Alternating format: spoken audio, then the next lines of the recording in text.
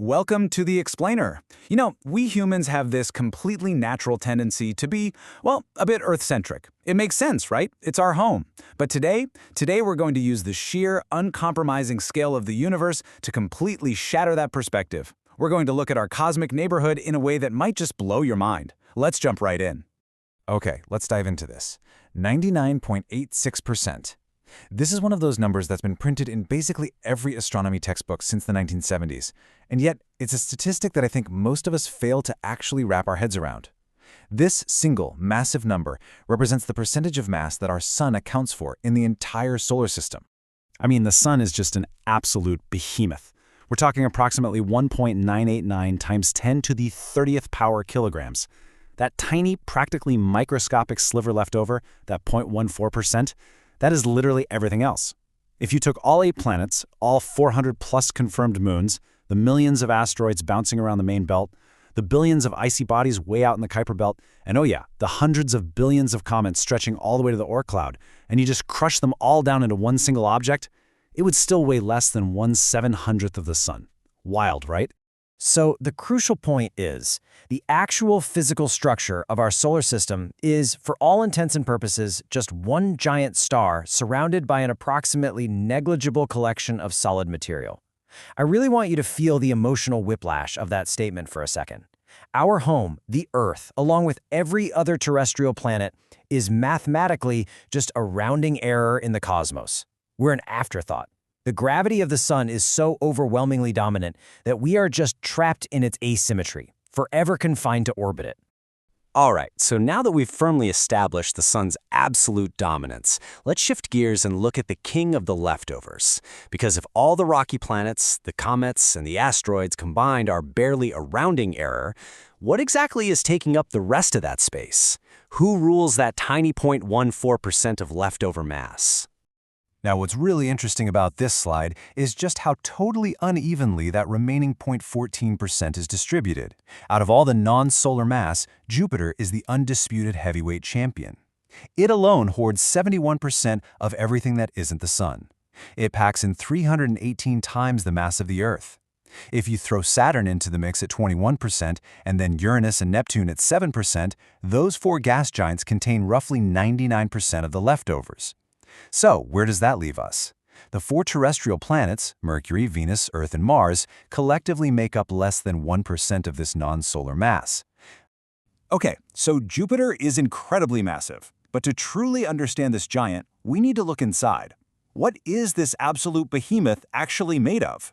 Well, while you could easily pack over 1,000 Earths inside Jupiter's volume, check out this stark contrast in density. Earth is dense, coming in at 5.51 grams per cubic centimeter because we're packed to the brim with heavy elements like oxygen, carbon, and iron. But Jupiter, its density is only about a quarter of ours, right around 1.326 grams per cubic centimeter. Why the huge difference? Because Jupiter is a gas giant. Its atmosphere is mostly 76% hydrogen and 24% helium by mass. It's built out of the exact same light elements as the sun itself. Honestly, its composition is so remarkably close to a star's that if it had just managed to accrete a bit more mass during its formation, the entire history of our solar system could have looked very, very different. And here's another crazy thing. Despite being this monumental sphere of gas and liquid metallic hydrogen, Jupiter moves incredibly fast. While we take 24 hours to finish a single day here on Earth, Jupiter spins through a full rotation in under 10 hours. Because it's spinning that fast, Jupiter isn't even a perfect sphere. It's what we call an oblate spheroid. Basically, its equator bulges out, making it about 7% wider at the middle than at the poles. Plus, this extreme high-speed rotation whips its outer atmosphere into violent horizontal bands of turbulence and massive vortices. The most famous result of all this chaos? The Great Red Spot, a gigantic storm that we've actually been watching and recording since at least 1831. But we can't just look at Jupiter as this fascinating object existing in isolation. It's actually the oldest planet in our neighborhood, forming a mere 1 million years after the Sun and something like 50 million years before Earth even showed up. And because of its massive size and that early arrival, Jupiter didn't just sit there peacefully in its orbit. No, it became the architect of the planets. It was this active, dramatic force that used its immense gravity to literally shape the formation of our own world. To really grasp how this happened, we have to talk about a foundational concept called the grand tack hypothesis. This theory basically suggests that Jupiter didn't just form where it sits today and stay put. Instead, it acted like a cosmic wrecking ball, actively migrating through the early solar nebula. Let's move to and see how this builds. According to this model, about 4.6 billion years ago, Jupiter formed near the snow line. That's the point where temperatures dropped low enough for water to freeze into ice. As it packed on mass, it started migrating inward, and its immense gravity destructively tore through the orbits of early super-Earths, just wrecking everything in its path. But then, this beautiful orbital dance happened. Saturn migrated inward too, and it caught Jupiter in a gravitational lock, a 3-2 resonance that literally reversed their direction.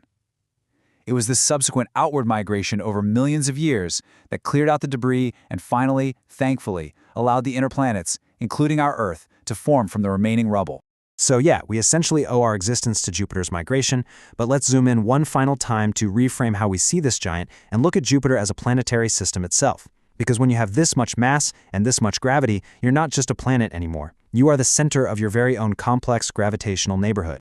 And this brilliantly illustrates how Jupiter essentially mimics a miniature solar system all on its own. It has at least 115 confirmed moons locked in its orbit. That includes the 4 massive Galilean moons, Io, Europa, Ganymede, and Callisto. Just to put that scale into perspective for a second, Ganymede is actually larger than the literal planet Mercury. No way, right? And while Saturn always steals the spotlight for its rings, Jupiter actually has its own faint, dusty ring system too, made up of a halo, a main ring, and a gossamer ring. We started this explainer by pointing out a hard truth. The Sun holds almost 100% of the mass in our solar system. We really are just a rounding error orbiting a star. But even within that tiny rounding error, we are completely dwarfed by Jupiter, a gas giant made of literal stardust that acted like a wrecking ball to sculpt the very space we inhabit right now. So I want to leave you with this final provocative thought. If Jupiter holds 71% of all the non-solar mass in our neighborhood, are we just living in its leftovers? The next time you look up at the night sky, remember our fragile, tiny place in the sheer, massive scale of it all. Thanks for joining me for this explainer, and keep looking up.